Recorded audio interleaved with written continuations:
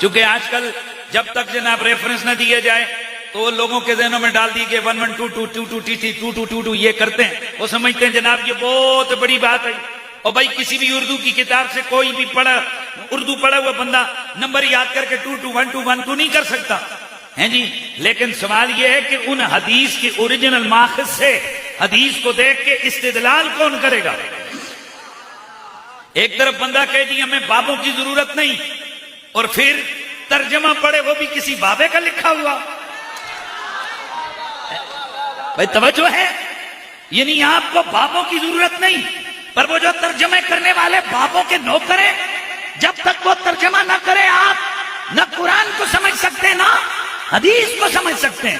اور پھر اس طرح کے جملے نبیوں کے لیے یاد رکھیے، انبیاء کی بارگاہیں اتنی بڑی بارگاہیں، اتنی مقدس بارگاہیں، اتنی عظیم بارگاہیں ہیں کہ قرآن کہتا ہے للہ العزت ولرسولہ وللمؤمنین۔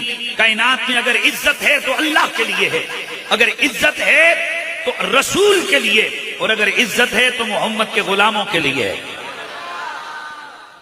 توجہ ہے سب کی؟ میں ایک اگر جملہ ہی میں کلیئر کروا گیا تو میں سمجھوں گا میں نے بہت بڑا کام کر دیا۔ کوئی بھی بات ہوتی ہے، کسی کا والد آیا ہوا ہو تو اسے کہا جائے تیرے والد صاحب باہر آئے ہوئے ہیں، یا آپ کے والد گرامی باہر آئے ہوئے ہیں، یہ بھی ہے۔ اور جاؤ تیری ماؤدہ خسم آئے ہوئی بار، اور یہاں چونکہ محفل ہے اس میں نجی جگہ بیٹھا ہو تو پھر میں کسی کو وہ لفظ بھی بول دوں کہ تیری ماؤدہ وہ آئے ہوئے بار، چلو میں لفظ بولتا ہوں تیری ماں کا یار باہر آیا ہوا ہے، تو ظاہر ہے ابا ماں کا یار ہی ہوتا ہے۔ لیکن ایمان سے بتاؤ کوئی بھی شریف آدمی اس کو اس حوالے سے کہا جائے تو یہ اس کی عزت ہے کہ اس کی توہین ہے؟ وہ بندہ کہے جناب دسو دلیلاں دے کہ ماؤدہ یار نہیں ہے، یاری اسی تے تاں ویا ہوئے، ماں یاری اسی تے جمع ہے۔ کیا یہاں آپ دلائل کو ڈھونڈیں گے، دلیلیں آپ سنیں گے، یا آپ کہیں گے یار ایسے لفظ ہی کتا بولے، لفظ ہی گندا بولے؟ اللہ کی توحید کا مطلب یہ نہیں ہے کہ نبیوں اور ولیوں کے لیے گندے الفاظ استعمال کیے جائیں۔ اللہ اتنا غیرت مند ہے نبیوں کے بارے میں کہ اگر کوئی دشمن نبی کے بارے میں غلط لفظ بولے، اور اس غلط لفظ اگر کوئی دشمن غلط بولے وہ تو ہے، لیکن اگر کوئی اپنا صحیح لفظ بولتا ہو، اپنا کوئی صحیح لفظ بولتا ہو اور دشمن اس سے غلط معنی لیتا ہو، رب اپنوں کو بھی منع کرتا ہے۔ نیتوں کا مسئلہ نہیں ہے۔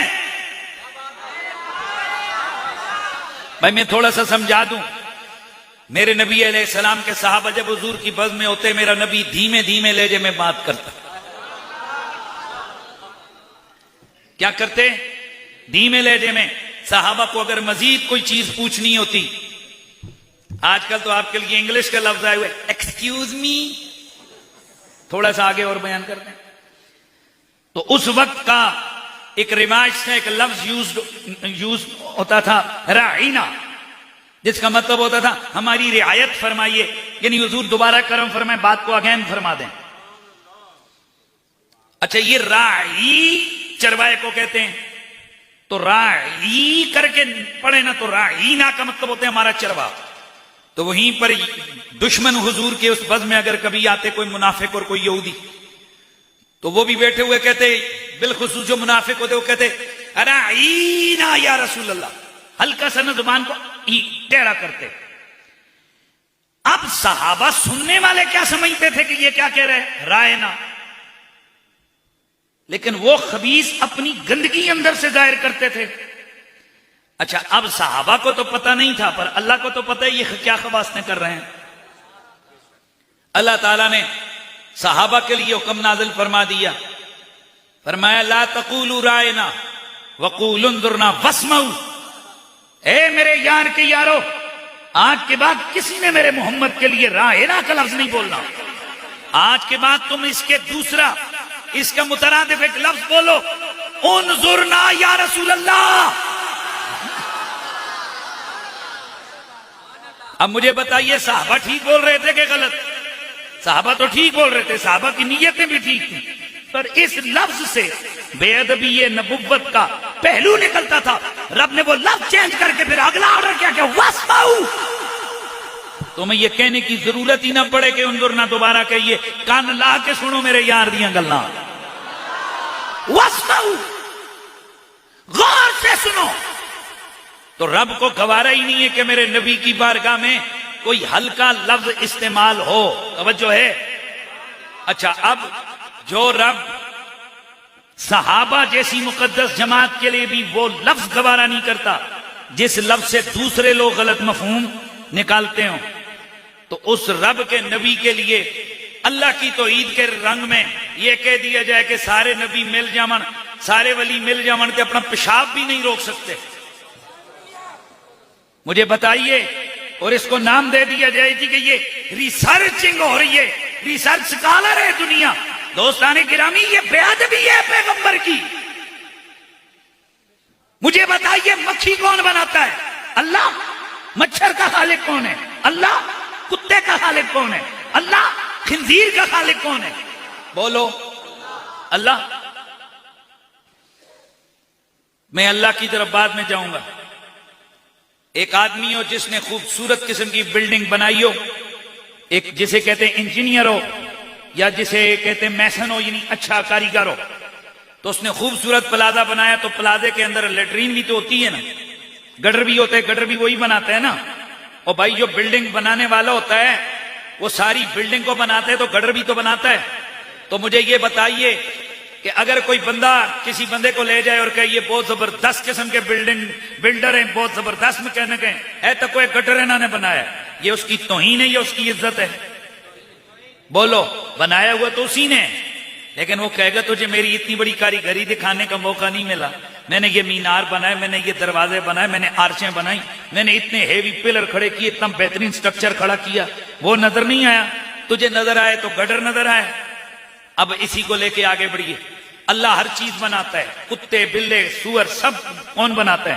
اللہ. اگر ویسے کہیں اللہ خالق کل شے، اللہ ہر چیز کا خالق ہے تو یہ ٹھیک ہے. لیکن اگر کو اللہ خالق الخنازیر، یہ اللہ کی بے ادبی ہے. فقہاء نے فتویٰ دیا ہے کہ یہ توہین ہے اللہ کی. وہ یار بندہ آگے دلیل دے اے کتیاں نو تے خنزیراں نو کسی اور بڑا ہے، اللہ ہی تے بنایا ہے. نہیں، وہ کہتے ہیں چونکہ یہ نجس ترین مخلوق ہے، حکمت خداوندی کے تحت اللہ نے کائنات کے میں اس کو بنایا تو ہے، لیکن کیا رب کا تعارف تم یوں کرواؤ گے کہ اللہ وہ ہے جس نے خنزیر بنایا؟ یہ کیوں نہیں کہتے اللہ وہ ہے جس نے عرش بنایا، اللہ وہ ہے جس نے کائنات بنائی، اللہ وہ ہے جس نے آسمانوں جتنا عظیم گنبد بنایا، اللہ وہ ہے جس نے یہ صحرا دریا، اللہ نے سمندر بنائے. یمین و یسار کا مالک وہ ہے، دریا و ابہار کا مالک وہ ہے. بلبل کے ترنم میں رنگ اس کا، گلوں کے تبسم میں شان اس کی، دریا کی روانی میں جلوے اس کے، سمندر کی طغیانی میں طاقت اس کی، دریاؤں کی موجوں میں قوت اس کی. یہ صحرا، یہ دریا، یہ سمندر کی گہرائیاں، یہ صحرا کی تنہائیاں، یہ جنگلوں کی پنہائیاں، یہ ساری کائنات کا خالق کون؟ اللہ. اتنا بڑا کائنات بنانے والا رب، اس کی اتنی بڑی مخلوق میں تجھے صرف کتا اور خنزیر نظر آیا؟ تو بے ادب ہے اللہ کا، تو گستاخ ہے اللہ کا. اب سنیے، بندہ کہے جی کہ ویسے میں تو بیان کر رہا تھا کہ کسی بندے میں ذاتی طاقت کوئی نہیں ہے، کوئی ایک مکھی بھی نہیں اٹھا سکتا، کوئی ایک مچھر بھی نہیں بنا سکتا. سوال تو یہ پیدا ہوتا ہے کہ تمہیں نبیوں ولیوں کے معاملے میں مکھیاں اور مچھر ہی یاد آتے ہیں؟ یار مہربانی فرمائیے، تمہیں نبیوں ولیوں کے معاملے میں مکھیاں اور مچھر ہی یاد آتے ہیں اور تمہیں یہ رنگ نظر آتا ہے کہ اللہ کے مخلوق میں کوئی مکھی کا پر نہیں بنا سکتا، کوئی مچھر نہیں بنا سکتا. ہاں، ہم بھی کہتے ہیں اللہ کی ٹکر میں آ کر کوئی ایک ذرہ بھی نہیں بنا سکتا، ایک ذرے کا مالک بھی نہیں ہے اللہ کی ٹکر میں آ کر. پر جب رب کی محبت کا رنگ ہو، اللہ کا اذن ہو، تو پھر مکھیاں مچھر نہیں، اللہ کا پیغمبر عیسیٰ مردے زندہ کر کے کھڑا کر دیتا ہے اور اعلان کرتا ہے وَأُبْرِئُ الْأَكْمَحَ وَالْأَبْرَصَ وَأُحْيِي الْمَوْتَى بِإِذْنِ اللَّهِ. میں کوڑ کے مریضوں کو ٹھیک کرتا ہوں، اندھوں کو بینا کر دے، میں کرتا ہوں.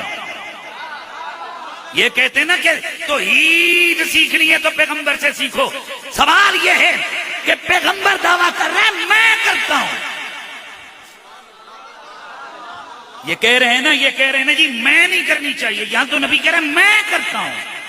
نہ یار مزہ نہیں آیا. عیسیٰ نبی کیا کرے؟ میں کرتا ہوں. اوپرے ہو. اور ان بیوقوفوں کو سیغے کا پتہ ہی نہیں ہے، انہیں پتا کیا کہ اس کا معنی کیا ہے. ابریو نبریو، یہ ابریو واحد متکلم کا سیغہ ہے، فعل مضارع. میں اندھوں کو بینا کرتا ہوں، والابرص میں کوہڑ کے مریضوں کو ٹھیک کرتا ہوں، واحیی الموتى احیی نحیی، یہ بھی واحد متکلم کا صیغہ ہے جس کا معنی ہے میں مردوں کو زندہ کرتا ہوں. یہاں تک تو بڑی عجیب بات آ گئی، میں کرتا ہوں جی، نبی میں میں آ گیا جی، نبی میں میں آ گیا. نبی میں تو میں نہیں ہوتا، لیکن سن ویسے نبی میں میں نہیں ہوتا. توجہ ہے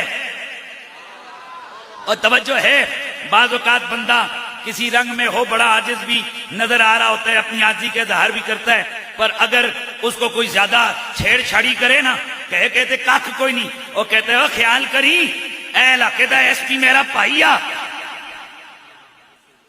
توجہ ہے نا، یعنی تو میری سادگی سے ناجائز فائدہ نہ اٹھانا. پیغمبر بڑے عاجز ہوتے ہیں، لیکن پیغمبر نے اپنی پھر پاور بیان کی. میں بینا کرتا ہوں، میں کوڑ کے مریضوں کو ٹھیک کرتا ہوں، میں مردے زندہ کرتا ہوں. اے پیغمبر آپ میں آئی؟ فرمایا نہیں، میں نہیں ہوں، بِإِذْنِ اللَّهِ.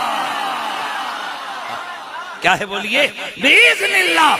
میری یہ طاقتوں کے رنگ، میری یہ شانوں کے رنگ اللہ کے اذن سے ہے. اس کا مطلب یہ ہوا کہ رب کے جو نبی ولی ہیں، جب میرا رب انہیں طاقت اور اذن دے دے تو پھر وہ مکھیاں مچھر نہیں بناتے، پھر وہ مردے بھی زندہ کر کے کھڑا کر دیتے ہیں. اب جب آپ کو یہ بات سمجھ آ گئی تو میں اب جس موضوع کو آپ کو سمجھانے لگا تھا، بتائیے خنزیر کو کون بناتا ہے؟ اللہ ہی بناتے ہیں. لیکن خالق الخنزیر اکیلا کہا جائے کہ اللہ وہ ہے جس نے خنزیر بنایا، یہ اللہ کی انسلٹ ہے. یہ علم الکلام کی کتابوں میں لکھا ہوا ہے، یہ اللہ کی توہین ہے. کیا ہے بولو؟ اللہ کی توہین ہے. اسی طرح ہے کہ یہ کہہ دیا جائے کہ اللہ کے مقابلے میں کسی کی کوئی طاقت نہیں ہے. ٹھیک ہے، یہ جرنلی لفظ بولا جائے تو ٹھیک ہے، وہی ہے، اس کے مقابلے میں کسی کی کوئی طاقت نہیں ہے. لیکن جب ٹارگٹ کر کے کہا جائے نبیوں اور ولیوں کی اتنی طاقت بھی نہیں کہ وہ اپنا پیشاب روک سکیں، یہ نبیوں اور ولیوں کی توہین ہے. یہ کیا ہے؟ اب یہ بحث نہیں ہوگی کہ کیا جی یہ طاقت ہے یا نہیں ہے. اس کی وجہ یہ ہے کہ جیسے وہاں بحث نہیں ہوگی کہ کیا اللہ خنزیر کا خالق ہے یا نہیں ہے. وہ بھائی وجہ یہ ہے کہ اللہ خنزیر کا خالق ہے، یہ بالکل انڈرسٹوڈ بات ہے، یہ ہے. لیکن وہی والی بات ہے کہ خنزیر ایک نجس اور گندی چیز ہے. صرف اللہ کی خلقیت کو صرف اس کے رنگ میں بیان کرنا، یہ اللہ تعالیٰ کی بے ادبی ہے. اسی طرح اگر تم نے اللہ کے مقابلے میں چیزوں کی طاقتوں کا کمزوری کو بیان کرنا ہے تو کیا نبی ولی رہ گئے؟ یہ کیوں نہیں کہتے ہو کہ اللہ اگر اجازت نہ دے تو وہ جبریل کی جو ایک پر مارے تو آسمان کے ٹکڑے ٹکڑے کر دے، اس کی بھی کوئی طاقت نہیں ہے. اللہ کے مقابلے میں اگر اللہ نہ دے تو کسی کی کوئی طاقت نہیں ہے. جرنل جملہ اور ہے اور پیشاب اور اس طرح کے لفظ بول کے باتیں کرنا یہ اور ہے.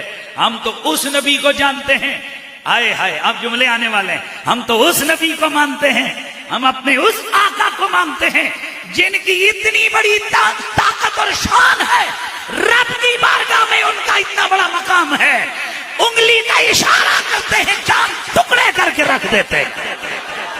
اقتربت الساعہ وانشق القمر، قرآن کہتا ہے اب تو قیامت آئے ہی آئے، کیونکہ رنگ قیامت کا رنگ دیکھو، شان محمدی دیکھو، چاند کے ٹکڑے ہو گئے.